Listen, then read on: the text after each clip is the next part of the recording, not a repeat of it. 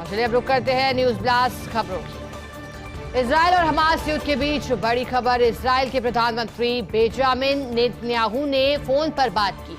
प्रधानमंत्री मोदी से फोन पर बात की है। इजराइल पीएम ने हमास हमले पर पीएम मोदी से बात की। इजराइल हमास युद्ध को लेकर नेतन्याहू ने पीएम मोदी को जानकारी दी। पीएम मोदी ने कहा, मुश्किल घड़ी में हम इजराइल के साथ खड़े। आतंकवाद का हम हर रूप में विरोध करते हैं। हालात की जानकारी देने के लिए आपका आभार।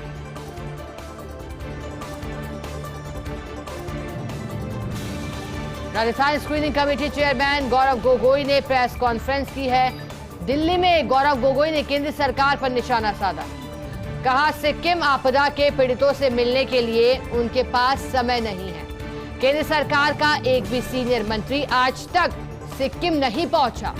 सिक्किम के लोग नाराज हैं, मायूस हैं, मदद की अपील करते हैं। केंद्र सरकार की तरफ से इमरजेंसी ऑपरेशन होना चाहिए था।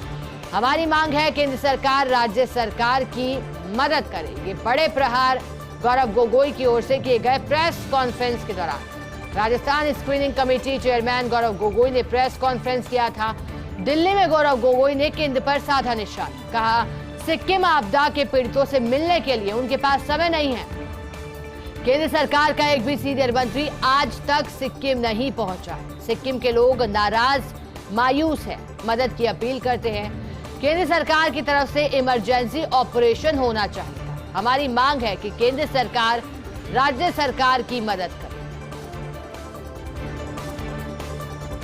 मुख्यमंत्री अशोक गहलोत आज रहे चूरू के सरदार शहर दौरे। सरदार शहर में पंडित भंवरलाल शर्मा की प्रतिमा का अनावरण किया गया।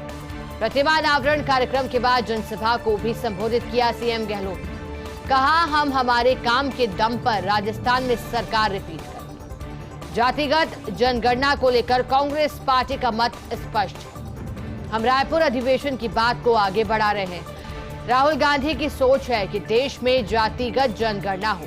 हमारी सरकार ने भी जातिगत जनगणना को लेकर मंजूरी दी। राजस्थान सरकार की योजनाओं की देश भर में चर्चा हो रही है। हमें पिछले 5 साल में प्रदेश में योजनाएं लागू करने में कोई कमी नहीं रखी।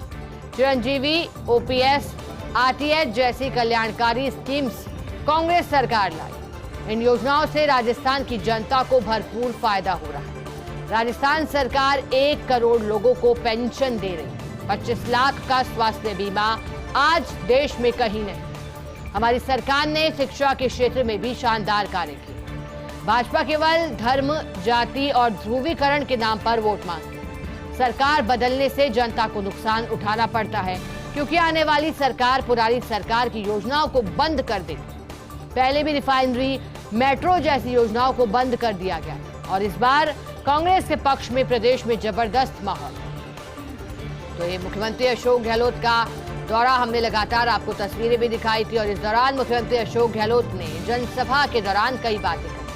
उन्होंने कहा कि जातिगत जनगणना को लेकर कांग्रेस पार्टी का मत स्पष्ट है, क्योंकि भंवरलाल शर्मा की प्रतिमा का अनावरण कार्यक्रम, जिसमें मुख्यमंत्री अशोक गहलोत ने मूर्ति का अनावरण किया था, इसके बाद एक बड़ी विशाल जनसभा थी जिसे संबोधित किया और कहा कि हमारे काम के दम पर राजस्थान में सरकार रिपीट होगी। रायपुर अधिवेशन की बात को आगे बढ़ा रहे हैं। राहुल गांधी की सोच है कि देश में जातिगत जनगणना। हमारी सरकार ने जातिगत जनगणना को लेकर मंजूरी दे दी।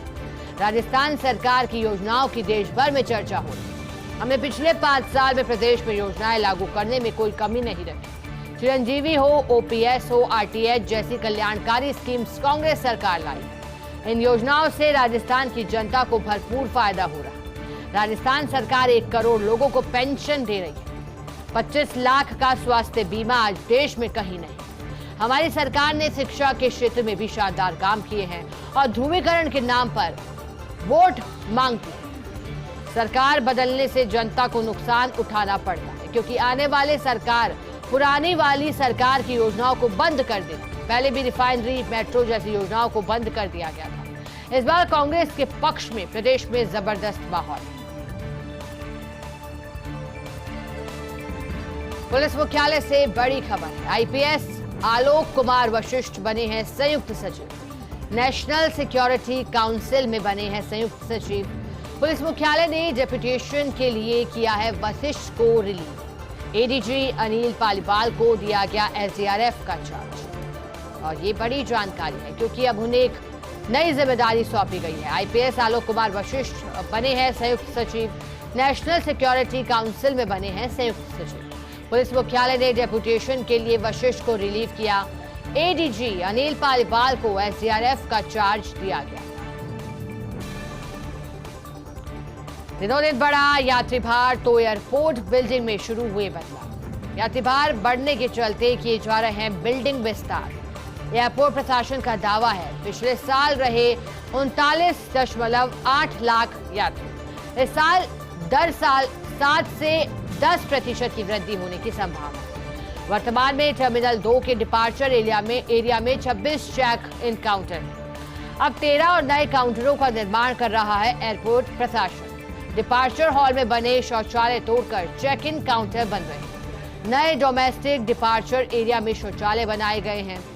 प्रथम मंजिल पर बोर्डिंग गेट स्थानांतरित किया जा चुका है, यानी कि सुविधाओं में इजाफा लगातार चल रहा है। क्योंकि दिनों दिन यात्री भार तो बढ़ा है, लेकिन एयरपोर्ट बिल्डिंग में बदलाव भी शुरू होगा। यात्री भार बढ़ने के चलते अब बिल्डिंग विस्तार किया जा रहा है। एयरपोर्ट प्रशासन का दावा है कि पिछले साल रहे थे 39,80,000 यात्री, इस साल दर साल जो 7 से 10% की वृद्धि होने की संभावना है। वर्तमान में टर्मिनल 2 के डिपार्चर एरिया में 26 चेक इन काउंटर, अब 13 और नए काउंटरों का निर्माण कर रहा है एयरपोर्ट प्रशासन। डिपार्चर हॉल में बने शौचालय तोड़कर चेक इन काउंटर बन रहे। नए डोमेस्टिक डिपार्चर एरिया में शौचालय बनाए जा रहे। प्रथम मंजिल पर बोर्डिंग गेट स्थानांतरित किए जा चुके। प्रोफेसर क्लॉडिया गोल्डिन को अर्थशास्त्र का नोबेल, अर्थव्यवस्थाओं में भूमिका, महिलाओं की भूमिका पर रिसर्च के लिए नोबेल। अर्थशास्त्र का नोबेल प्राप्त करने वाली तीसरी महिला हैं Goldin. Royal Swedish Academy of Sciences ने की घोषणा। क्लॉडिया गोल्डिन को इस वर्ष अर्थशास्त्र का नोबेल पुरस्कार, और ये उनके लिए गौरव करने वाला पल, क्योंकि जो कार्य उन्होंने किए हैं अर्थशास्त्र को लेकर के, जिस तरह की उनकी नीतियां रही हैं या फिर सर्च को लेकर जो पकड़ रही हो, ऐसे में उन्हें पुरस्कार से सम्मानित किया जा रहा है। प्रोफेसर क्लॉडिया गोल्डिन को अर्थशास्त्र का नोबेल, अर्थव्यवस्था में महिलाओं की भूमिका पर रिसर्च के लिए नोबेल। अर्थशास्त्र का नोबेल प्राप्त करने वाली तीसरी महिला हैं Goldin. Royal Swedish academy of Sciences ने इसकी घोषणा कर दी है। क्लॉडिया गोल्डिन को इस वर्ष अर्थशास्त्र का नोबेल पुरस्कार मिला। टाइम्स ऑफ इंडिया में आर जगन्नाथ का विश्लेषण। राजस्थान, मध्य प्रदेश, छत्तीसगढ़ में भाजपा कांग्रेस का सीधा मुकाबला। चुनाव में हावी रहेंगे महिला आरक्षण, जाति सर्वेक्षण जैसे मुद्दे।